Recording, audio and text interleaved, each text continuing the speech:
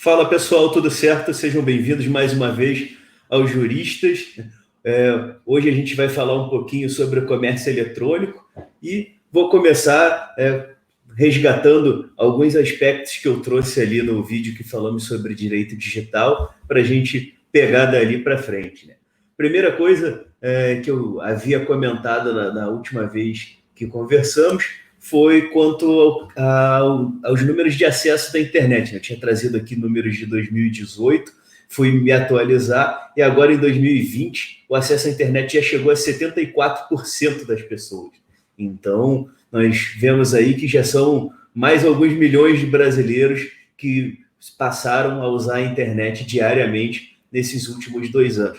Claro que, em razão da pandemia, quando consolidarem esses números, é capaz que isso daí suba um pouquinho mais ainda, né? E trazendo aí os comparativos que eu trouxe na outra vez também, nós temos 83% das pessoas com acesso à água tratada e 53% com coleta de esgoto. Então, nós temos aí muito mais gente, quase 50% a mais de pessoas com acesso à internet do que a esgoto tratado.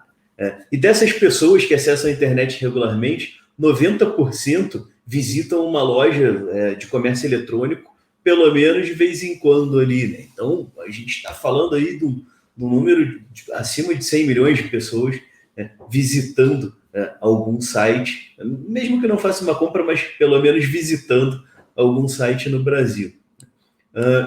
Em 2018, para a gente ter uma noção, cerca de 11 milhões de pessoas fizeram uma compra pela internet. Esse número quadruplicou, né? Os números que nós temos aí de 2020, que teve, falando inclusive num crescimento expressivo aí em relação também a 2019, nós já tivemos 41 milhões de consumidores comprando pela internet. A gente está falando basicamente de 20% da população do país, né? É muita gente, mas ainda tem muito que crescer. Se a gente está falando que 20% compraram, a gente ainda tem aí os outros 80% que podem vir a comprar no futuro próximo. E se nós acompanharmos os números dos últimos 10 anos, a gente vai ver que não vai demorar para dobrar esses 40 para 80 milhões aí, né? Não se surpreendam se a gente não terminar o ano que vem ou o próximo já com esse número aí dobrado, com 40, 50% da população já fazendo compras pela internet. Esse ano, só esse ano, e claro que a pandemia impulsionou isso daí, o crescimento em termos de faturamento, né, foi de 47% no primeiro semestre. A gente está falando aí de um crescimento muito expressivo. O crescimento do e-commerce ele sempre vem vindo em números assim, importantes. Nos últimos 2 anos, esse crescimento foi de 12%, tanto em 2019 quanto em 2018. Mas 47% a gente está falando aí no 5 anos em 1, praticamente, 4 anos em 1 de crescimento aí, acelerado pela pandemia. A expectativa é que o ano termine com um crescimento acima de 30%. Né? E só para a gente conseguir dimensionar também o que isso significa em número de lojas, foram o crescimento no número de lojas que chega à internet por mês foi de 400%. Ou seja, tem 4 vezes mais lojas chegando à internet em 2020 do que tinha 19 a cada mês. É muita gente ingressando. E aí, passando um pouco já para a nossa parte jurídica, que é o objetivo dessa conversa hoje, né? A gente precisa começar entendendo o que é o comércio eletrônico. Aí eu trago o conceito do professor Lorenzetti, que é um conceito que eu gosto muito, porque ele é bem simples e objetivo. Para ele, comércio eletrônico é toda atividade que tem por objeto a troca de bens físicos ou digitais por meio eletrônico. Se a gente for parar para pensar, abrange tudo que a gente pode pensar aí como comércio eletrônico. E aí, passando para exemplos práticos disso daí, e já entendendo um pouco de onde vem esses 400% a mais de lojas que a gente está falando, isso vai pegar tanto aquele sujeito que monta uma loja própria lá, americanas.com, submarino.com.br, a Amazon, né, quanto aquele cara que faz o seu marketplace, por exemplo, ali, né, que vai criar uma loja dentro de um portal desses. Esse tipo de ferramenta favorece muito esse crescimento. A gente tem aí lojas americanas, a gente tem o Submarino, tem a Amazon, tem próprio Mercado Livre. A gente tem uma série de portais, fora outros menos famosos que a gente vê por aí, que te oferecem ferramentas para você chegar lá e simplesmente monta o teu comércio eletrônico sem precisar pensar em toda aquela estrutura anterior, sem precisar pensar em registrar um domínio, em pagar por um site, a programação de um site, o design de um site. Então, te tira boa parte daquele custo inicial de entrar na internet, né, e te coloca ali já na cara do gol. Com isso, a gente tem aí um mundo de novas empresas chegando na internet. E aí, como sempre, né, o direito acaba sendo requisitado. Muita gente sai entrando na internet ali achando que é só, vou montar uma lojinha e vou vender, acaba tendo problemas ali de curto, médio prazo, justamente por não observar qual que é a legislação aplicada. E que a gente vai falar um pouco hoje justamente sobre isso aí, de algumas das leis, né, porque se fosse falar de todas elas, a gente ia ficar 2 dias aqui, mas de algumas das leis, as principais leis que se aplicam ao ambiente do comércio eletrônico. E não dá para começar por outra que não seja o famoso decreto do e-commerce, né, que vem regulamentar justamente a questão específica do comércio eletrônico. Eu não vou entrar aqui em todos os detalhes dessas leis que eu vou mencionar, né, mas para a gente começar a entender um pouco a dinâmica de cada uma, o decreto do e-commerce ele vai te trazer algumas regras para o ambiente específico do comércio eletrônico, e óbvio que isso daí não exclui todos os outros que se aplicam, né, mas inclui também uma lei a mais que nós temos que observar, mas a gente vai ter aí também o Código de Defesa do Consumidor, Marco Civil, outras que a gente vai falar ali um pouquinho mais, mas é aquela mais específica e, portanto, uma das mais conhecidas desse segmento aí. Ele vai nos trazer aí algumas diretrizes. Então, uma delas é a da transparência, que também já está ali no Código de Defesa do Consumidor e em outras leis, mas que o decreto do e-commerce ele vai trazer alguns pontos específicos que o empreendedor que está ali naquele ambiente tem que observar. Um que a gente pode dar já de cara como um exemplo é a obrigação que a empresa tem de prestar informações a seu próprio respeito. E uma exigência formal da lei que a gente vê muitas empresas que não cumprem, né? Elas ficam sujeitas a algumas sanções, né? Ficam sujeitas, inclusive, a uma certa perda de credibilidade. Se eu entro ali e a empresa não me diz quem ela é, será que eu posso confiar naquela empresa para efetivar uma compra, né? Mas o decreto vai nos exigir, por exemplo, que eu informe ali o endereço físico da empresa, o CNPJ da empresa, algumas outras características ali, enfim, formas de contato com o consumidor, mas não só sobre a empresa, como também sobre o produto, né? Tem que dar informações sobre o que eu estou vendendo, produto ou serviço, dependendo do caso, e sobre as formas de pagamento, por exemplo, também. Então, tem que dizer, olha, você comprando no meu site, você tem direito a escolher entre tais formas de pagamento, pode parcelar em 10 vezes, tu não pode, isso vai ter juros, não vai ter juros, e sempre informando isso com a maior clareza, com a maior transparência possível, oferecendo ao consumidor ali, a pessoa que está comprando o produto daquela loja, todas as informações possíveis, né? Não só saindo um pouco, mas sem desprezar essa parte da transparência, porque o contrato ele também tem que ser transparente, né? O decreto de e-commerce ele vai te trazer algumas obrigações a respeito de contratos, assim. E aí, claro, a gente tem aquela mania de pensar que quando a gente fala em contrato, a gente está falando naquele documento de 20, 30 páginas. Obviamente, nós da área jurídica sabemos que mesmo aquele pastel que a gente compra na padaria, só pergunta quanto custa e paga, a gente já fez ali, já celebrou um contrato de compra e venda.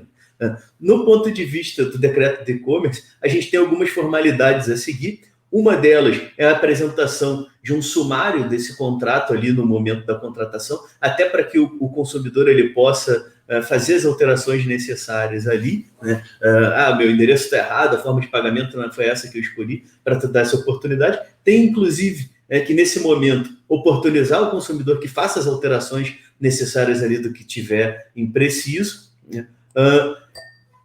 Esse sumário, uma coisa que também a gente tem que orientar nossos clientes nesse sentido, ele tem que dar ênfase nas cláusulas limitantes de direito, tá? Então não basta só você informar o que está entregando, o que vai entregar, o basicão ali, mas se tiver eventualmente alguma coisa que limite um direito, E quando a gente fala em limitação de direito, a gente está falando daquelas limitações dentro do que a lei permite, né? Não dizer, você comprando no nosso site, não tem mais o direito de arrependimento. Isso a gente sabe que não existe, né? Você não pode ter um contrato que seja contrário ao que determina a lei.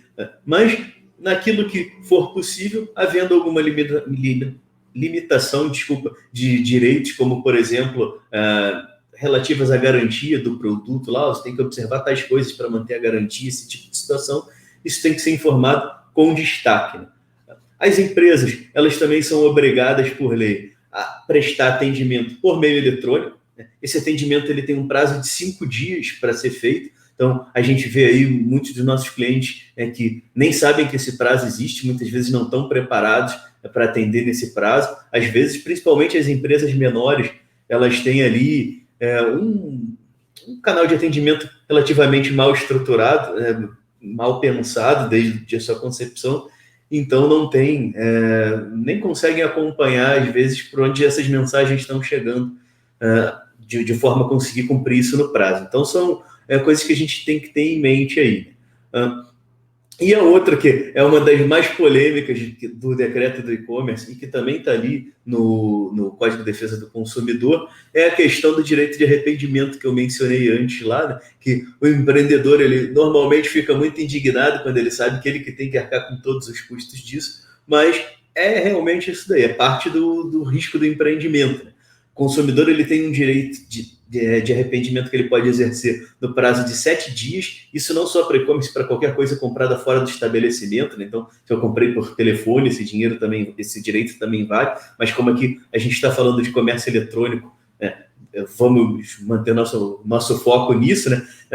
A partir do momento do recebimento do produto, da disponibilização do serviço, se for uma coisa que eu comprei e que vai estar disponível para download, por exemplo, eu tenho um prazo de 7 dias para exercer o meu direito de arrependimento. Ou seja, a empresa tem a obrigação de aceitar de volta esse produto e arcar com os custos de frete, de ida e de volta, e com quaisquer outros custos que tenham incidido nessa negociação aí. Então, outra coisa que as empresas têm que ter claro, que nós temos que informar aos nossos clientes, e saber como juristas, né, que é dessa forma que funciona. Isso eu gosto de destacar porque eu vejo muitos sites que colocam outras regras um pouco diferentes ali nos seus termos de uso, nas suas condições de venda lá. Isso não tem validade, né? A gente sabe no direito que o que contraria a lei, as cláusulas que venham a contrariar a lei são nulas, então tanto faz se isso está ali no contrato ou não. Inclusive passa uma impressão de uma empresa que está meio que tentando passar a perna no seu cliente ali. Pô, se eu tenho um direito legal, por que essa empresa está dizendo que não é bem assim? Então, é um cuidado que nós temos que ter aí, né? E já que toquei nesse assunto até dos termos de uso, né? Tentar sempre manter os termos de uso, as políticas de privacidade, toda aquela documentação legal que a gente tem nos sites de comércio eletrônico, da maneira mais simples possível, de uma maneira que o cliente, o consumidor final lá consiga entender do que se trata, né? Evitar aqueles contratos muito longos ou que usem termos jurídicos muito complexos. A gente sabe que, como advogado, a gente acaba tendo a mania de pensar sempre no pior cenário e falar, pô, teve um caso de um cliente lá do interior de Roraima que deu um problema assim, então vamos prever isso aqui numa cláusula. Não, faz a coisa de uma forma mais geral, uma coisa mais palatável, que a chance de dar certo é maior.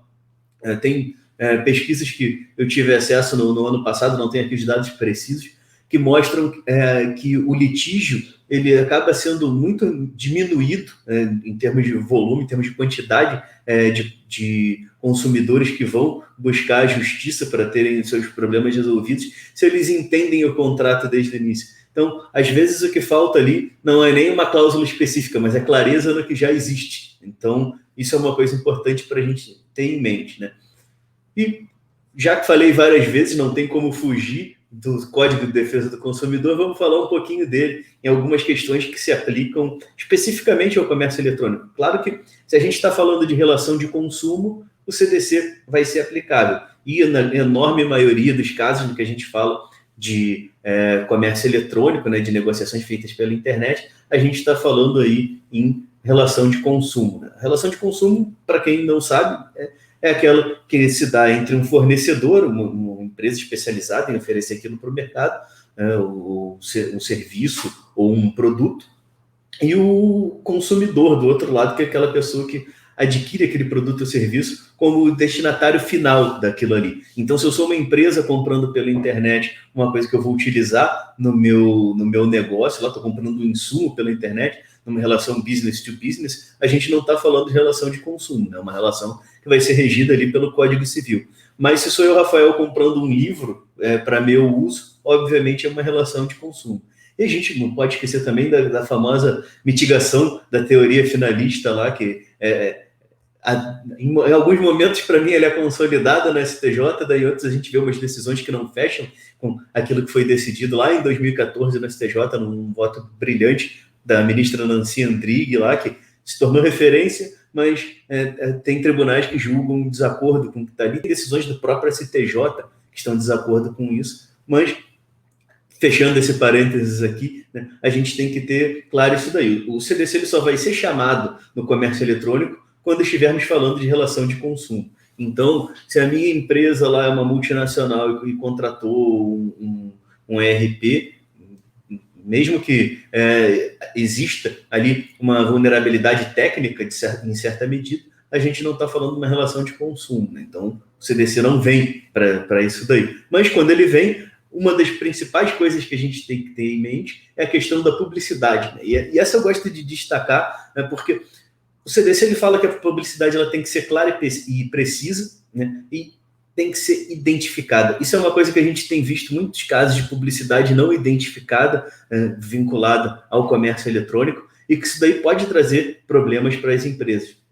Um exemplo clássico disso daí são as publicidades realizadas com influenciadores digital, aquela pessoa que manda o teu produto para ele falar sobre o teu produto, às vezes paga lá 5, 10 mil reais, 500 reais, dependendo o grau de influência daquela pessoa lá, o número de seguidores e tudo mais, para ele falar do seu produto, e ele fala como se fosse uma coisa que ele comprou e gostou, né? E a gente sabe que, na maioria dos casos, não é isso, que é uma publicidade paga disfarçada de opinião. Então, a gente tem que ter cuidado com isso daí, porque pelo que diz o Código de Defesa do Consumidor, se nós formos levar ele a sério, essa publicidade, mesmo que pelo influenciador no seu stories lá, também tem que ser identificada, e não tem sido.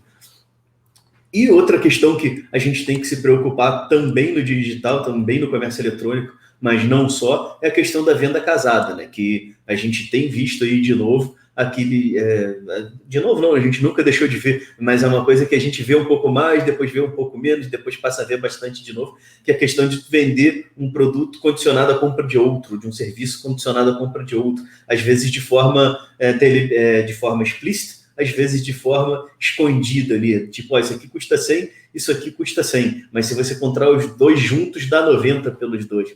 Peraí, tem alguma coisa errada aqui. Então, essa é outra coisa que a gente tem visto muito nos comércios eletrônicos, que tem que ficar atento, nós temos que ficar atentos para isso daí, saber orientar nossos clientes para evitar isso daí, e para algumas vezes, quando é uma coisa que nem é feita de maldade, mas que pode caracterizar, nós temos que saber informar ele, olha, isso aqui pode te dar um problema. Ou eu estou falando dos nossos clientes aqui, partindo do pressuposto que estamos atendendo a empresa, né, mas se estivermos atendendo o consumidor, o contrário, demonstrar, olha só, isso aqui foi feito irregularmente e meu cliente consumidor daí tem direito ao desfazimento desse negócio que foi feito de forma irregular. Outra lei que é fundamental no âmbito do comércio eletrônico, que também já falei, já mencionei anteriormente, é o Marco Civil da Internet. O Marco Civil da Internet ele é significativo por uma série de aspectos. Primeiro que ele traz uma série de regras para essas empresas que estão na internet, né? Ele não se aplica, obviamente, só para o comércio eletrônico, mas também para o comércio eletrônico. Dentre essas regras, vai ter um tempo de guarda mínimo das informações de acesso dessa pessoa aí. Então, nós temos duas coisas que nós temos que pensar aqui do ponto de vista da empresa. A primeira são aquelas obrigações que ela tem, aquelas vamos chamar assim de obrigações negativas, o que ela não pode fazer em relação ao seu cliente. Então, tem muita coisa ali que o Marco Civil ele até antecipa a Lei Geral de Proteção de Dados, né, a LGPD, cada vez mais famosa. Ele traz algumas previsões ali em relação à privacidade e ao uso de dados pessoais, algumas vedações E ela é muito focada, inclusive, no consentimento. Isso, a LGPD, ela já é mais flexível, né? Ela traz o consentimento como uma das bases legais, e, do meu ponto de vista, a pior das 10 bases legais que traz para o tratamento de dados não sensíveis ali. Mas no Marco Civil da Internet, o foco é no consentimento ali, e a gente tem que ver como que vai ficar depois esse diálogo entre as normas, né? Em alguns casos acho que vai pender para um lado, em outros casos acho que vai pender para o outro, mas tá ali, nós temos que observar isso daí em relação ao nosso cliente, mas tem uma outra obrigação que nós temos e que muitas vezes esquecemos, advinda do Marco Civil da Internet, que é a obrigação da guarda das informações de acesso da pessoa que esteve ali. Então, tem que guardar ali o IP, o horário que a pessoa acessou, né, o tempo de duração desse acesso, enfim, aqueles dados ali que o Marco Civil me obriga a guardar, não só o e-commerce guardar, mas qualquer provedor de aplicação na internet a guardar, que podem ser exigidos por uma autoridade policial, pela autoridade judiciária, podem ser requisitados essa empresa, ela tem que ter essa guarda por um período de 6 meses ou maior, dependendo do caso ali. Se tiver, por exemplo, ali um pedido judicial para que você amplie esse prazo de guarda, então a gente tem que ter isso em mente ali também. Então, essa é uma lei que muitas vezes as empresas de comércio eletrônico esquecem, mas está ali. E é uma coisa que muitas vezes os juristas esquecem, né? Eu estou falando aqui do ponto de vista, eu falei um pouco do ponto de vista do advogado da empresa, falei do ponto de vista do advogado do consumidor, mas vamos pensar aqui do advogado criminalista, ali, aquele que vai precisar saber quem entrou ali para cometer essa fraude, ou para fazer um determinado ilícito num processo penal ali, ou enfim, num inquérito que esteja assessorando, a gente tem que saber isso. A empresa tem a obrigação de guardar por 6 meses, no mínimo, esses dados de acesso ali. Então, eu posso requisitar. Eu tenho que saber como requisitar isso daí também à empresa, né? Como fazer essa notificação da empresa, seja como advogado pedindo isso daí, que essa empresa passe esses dados daquele acesso, seja como autoridade policial também, por exemplo, né? Por que não? Então, eu sou o delegado responsável, eu quero saber quem foi que acessou aquilo ali naquele horário, eu posso pedir isso daí. E nós não, né? As empresas de comércio eletrônico tem que ter claro isso daí, que tem que ter isso daí guardado. Outras leis que acabam ficando de lado ali, que nós devemos observar, são a lei da precificação, né? Há regras para a forma com que eu vou mostrar o preço dos meus produtos, dos meus serviços, do meu site de comércio eletrônico. Então, eu tenho que estar atento a isso daí, e normas que vão desde o tamanho da fonte até a forma de apresentação, de qual que vai ser o custo parcelado, de qual que vai ser o custo à vista disso daí, de quais são os outros custos incidentes nessa operação. Então, eu tenho que atender a tudo isso daí também, né? Nós temos a lei de propriedade industrial, que vai nos trazer ali, obviamente que vão ser raros os casos que a gente vai estar falando ali de uma patente envolvida num processo, numa empresa de comércio eletrônico, mas a gente vai ter sempre, ou quase sempre, o uso de marca, que também vai ser também é regulamentado pela lei de propriedade industrial. Então temos que ter, principalmente, essa coisa da marca ali em vista. A lei dos direitos autorais, né, que vai abarcar aí o próprio, em certa medida, o próprio direito de quem fez aquele software, de quem fez aquele algoritmo para desenvolvimento daquele comércio eletrônico. Não é óbvio que a gente sabe que tem ali a lei de software que vai complementar isso daí, mas em certa medida vai pegar isso daí também via LDA, né? Mas também aquela questão ali do uso de propriedade de direito autoral, né?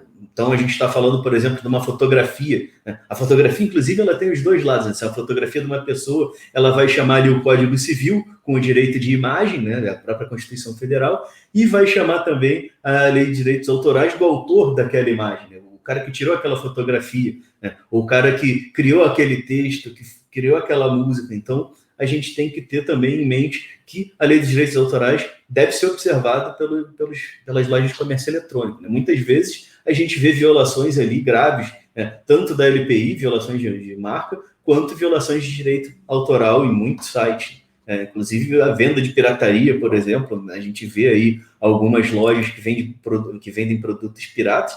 Isso vai chamar, inclusive, o Código Penal, né? A gente está falando aí pode estar falando de contrafação de uma série de crimes, né?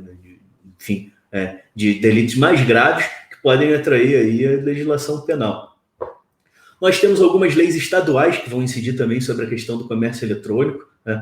Por exemplo, os estados do Rio de Janeiro e São Paulo têm leis acerca da programação da entrega dos produtos adquiridos pelo comércio eletrônico. Então, a gente tem que ter esse cuidado de para onde a gente está vendendo. Fora aí, que só isso daria uma semana de conversa, a questão tributária, né? O que incide no que eu estou vendendo aqui? ICMS, ISS, né? ICMS eu recolho onde, pago para onde, o ISS eu recolho onde, pago para onde. Então, tem toda essa confusão aí tributária envolvendo o comércio eletrônico também. E quando a gente fala em confusão tributária, tem sempre a solução tributária também, né? Tem muitos benefícios que às vezes a empresa deixa de aproveitar no âmbito tributário porque desconhecem, né? E aí, enfim, é uma área bastante dinâmica e bastante complexa do direito, mas tem aí uma série de cuidados que a gente tem que ter, de vantagens que nós podemos ter se tomarmos esses cuidados do ponto de vista tributário também. Outras leis aí que têm se tornado cada vez mais famosas e que vão incidir são as leis de proteção de dados. Nós temos a nossa aqui, a LGPD, mas se eu vendo para fora, pode haver incidência de leis de proteção de dados internacionais. Então, por exemplo, se eu vendo para a União Europeia, vai haver incidência do GDPR, lá, do Regulamento Geral de Proteção de Dados da União Europeia. Se eu vendo para os Estados Unidos, pode haver aí a atração de alguma lei estadual lá, ou até federal, embora isso seja incomum, mas pode acontecer, né? Mas, por exemplo, se eu vendo para a Califórnia, vai chamar a CCPA, que é a Lei de Proteção de Dados do Estado da Califórnia. Na África do Sul, nós temos a POP, lá, que é a Lei de Proteção de Dados de lá, que também tem ganhado uma certa relevância agora ultimamente, né? E nunca para por aí, né? A gente sabe que o direito é dinâmico e a gente tem que estar sempre de olho no que está acontecendo. Então, nós temos agora, por exemplo, no plano internacional, algumas coisas que a gente já tem que ficar de olho ali, algumas que, em certa medida, já estão até valendo, né? Mas temos aí, por exemplo, um programa de trabalho em comércio eletrônico da Organização Mundial do Comércio, que está sendo discutido lá desde 1998, né? Ainda tem muita água para passar embaixo dessa ponte aí, mas está lá, já houve alguns avanços decorrentes desse programa de trabalho em comércio eletrônico. Nós temos que ficar de olho nele, porque isso pode ter repercussões jurídicas para cá a qualquer momento. Nós temos em discussão desde 2015 o mercado comum digital europeu, né? Se nós já temos o mercado comum europeu em certa medida consolidado, agora nós temos aí uma discussão avançada quanto ao mercado comum digital europeu. Nós temos aqui, dentro de casa, a resolução 37 de 2019 do Mercosul, que foi incorporada agora em março desse ano, que, em grande medida, ela está em sinergia, é muito parecida em muitas coisas com o nosso decreto de e-commerce. Então, para quem está de olho no decreto de e-commerce, provavelmente vai estar atendendo também essa resolução do Mercosul. Nós temos a diretiva do e-commerce também lá na União Europeia, que foi, inclusive, também uma das inspirações, talvez a maior inspiração do nosso decreto de e-commerce aqui, como foi o GDPR para a LGPD, e por aí vai. Como a gente vê, é um assunto amplo, né? Eu toquei aqui só na superfície dessas leis, desses diplomas, enfim, e dessas discussões internacionais que nós temos aí em andamento, mas um comércio eletrônico, assim, um negócio na internet, né? A gente fala em e-commerce, mas se nós olharmos ali para o e-business como uma coisa mais abrangente, nós temos aí uma série de regras, uma série de normas que nós temos que observar para fazer isso daí direito, né? E que muitas vezes a gente até desconhece. Então, agradeço aí a atenção de todo mundo que ficou até o final. Hoje, a ideia era trazer assim, essa provocação mais generalista, mais superficial de todas essas leis, uma apresentação do assunto e, havendo interesse, podemos conversar um pouco mais especificamente sobre cada um desses diplomas ou sobre os impactos práticos de cada um desses diplomas, tanto do ponto de vista da empresa quanto do ponto de vista do consumidor. Então, muito obrigado, espero que tenham gostado.